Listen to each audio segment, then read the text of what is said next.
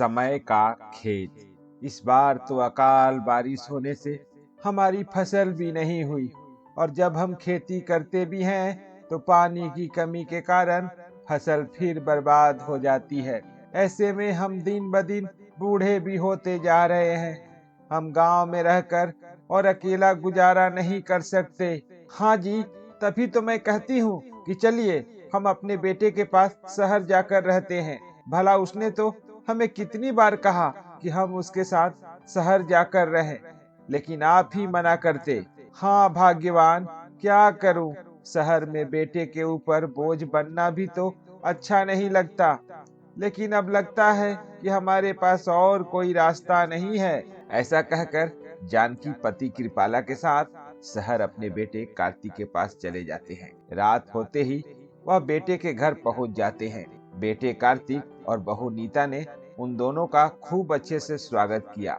बेटा अपने माता पिता को देख बहुत खुश हुआ और बातें करने बैठ गया। इतने में बहू नीता आकर कहती है, अरे माँ पिताजी, बहुत दूर से सफर करके आए हैं, थक गए होंगे, उन्हें पहले आराम करने दे और फिर मैं खाना लगाती हूँ। खाना खाकर फिर सब लोग मिलकर बातें करते हैं। इतने में अपने कमरे से भागते हुए पोता तन्मय आता है।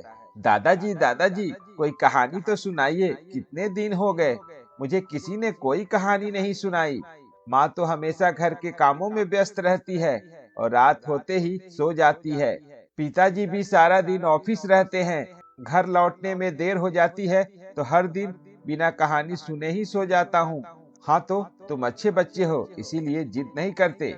मानिता अपने बच्चे को समझाते हुए कहती है कि वह अपने कमरे में जाकर अभी सो जाए, क्योंकि उसके दादा दादी थक चुके होंगे। जाओ, अभी दादाजी दादी जी को आराम करने दो, वह लंबा सफर करके आए हैं।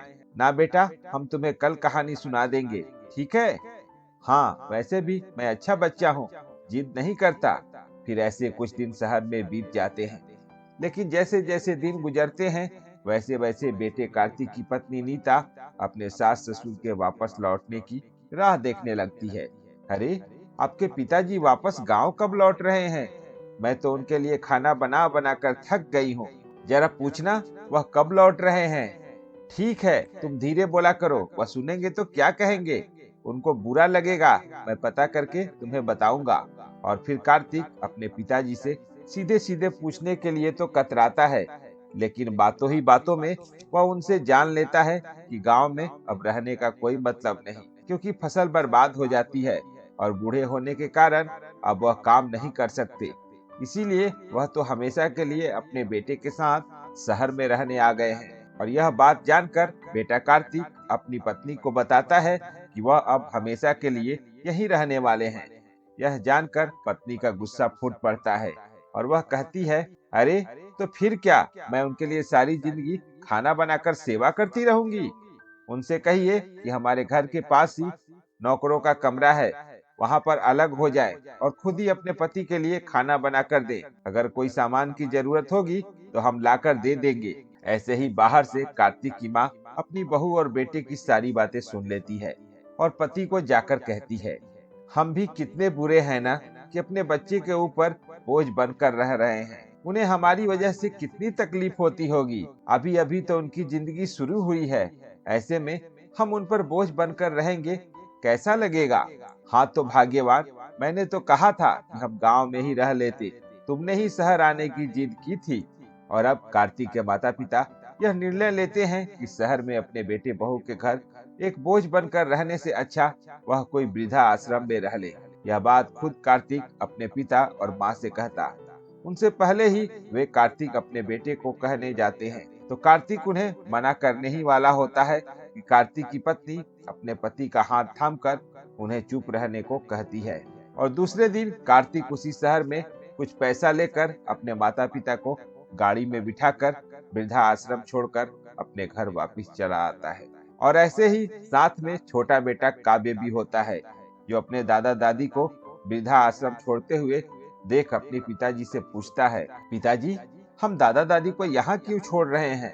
तो पिताजी जवाब देते हुए अपने बच्चे से कहता है, अरे वह बूढ़े हो चुके हैं ना बेटा, इसीलिए हम उन्हें यहाँ पर छोड़कर जा रहे हैं, लेकिन हम उन्हें हर हफ्ते मिलने आएंगे। अच्छा, तो पिताजी जो लोग बूढ़े हो जाते हैं तो उन्हें यहाँ रहना पड़ता है? नहीं नहीं, ऐसा नहीं है बेटा। दादा दादी बूढ़े होने के कारण उन्हें उनके उम्र के लोगों के साथ घूमना मिलना बात करना अच्छा लगता है, जैसे तुम्हें तुम्हारी उम्र के बच्चों के साथ खेलना अच्छा लगता है। अपने पिता की यह बात सुन बेटा चुप हो जाता है। ऐसे ही समय बीत जाता है। अब जानकी और पति कृपाला के शहर में वृद्धा आश्रम में गुजारा करते हुए 1 साल हो जाते हैं। जानकी और कृपाला वृद्धा आश्रम में अपना जीवन गुजारा अच्छे से कर रहे थे। ऐसे ही एक दिन बेटा अपने किताब में एक बड़ी सी गाड़ी देखता है तो अपनी माँ से जाकर कहता है, माँ माँ, ये बड़ी सी गाड़ी देखो, क्या हम भी ऐसी एक बड़ी सी गाड़ी खरीद कर ले आएं? तो माँ बेटे को जवाब देते हुए कहती है, बेटा अभी तुम्हारे पिताजी इतना नहीं कमाते जो इतनी बड़ी गाड़ी खरीदे, पर तुम बड़े होकर ऐसी बड़ी गाड़ी खरीदना। इसके लिए तुम्हें अभी बहुत सारी पढ़ाई करनी होगी और हर परीक्षा में भी अव्वल आना होगा, तभी ऐसी बड़ी गाड़ी खरीद कर बड़े घर में रह पाओगे और तुम्हारे साथ साथ हम भी रहेंगे। अच्छा, लेकिन माँ तब तक तो आप बूढ़े हो जाएंगे ना, तो आप मेरे साथ क्यों रहेंगे? आप तो वृद्धा आश्रम में रहेंगे जैसे दादा दादी रहते हैं, क्योंकि आपको भी तो अपने उम्र के लोगों के साथ ही रहना पसंद होगा। बेटे की यह बात सुन नीता अब चिंतित होती है। अपने पति को तुरंत कहलवा कर वो अपने सास ससुर को घर वापस ले आती है, ताकि उसके बेटे के ऊपर जो अपने दादा दादी को लेकर गलत छाप पड़ी है, तो कल को वह भी बड़ा होकर ऐसे ही उनको वृद्धा आश्रम न भेज दे। इस डर से वह अपने सास सास ससुर को लाकर उनकी सेवा करना शुरू करती है, ताकि बच्चा काव्य वह देखकर सीखे और बड़े होने पर ऐसा व्यवहार ना करे जैसा उसने अपने सास ससुर से किया था।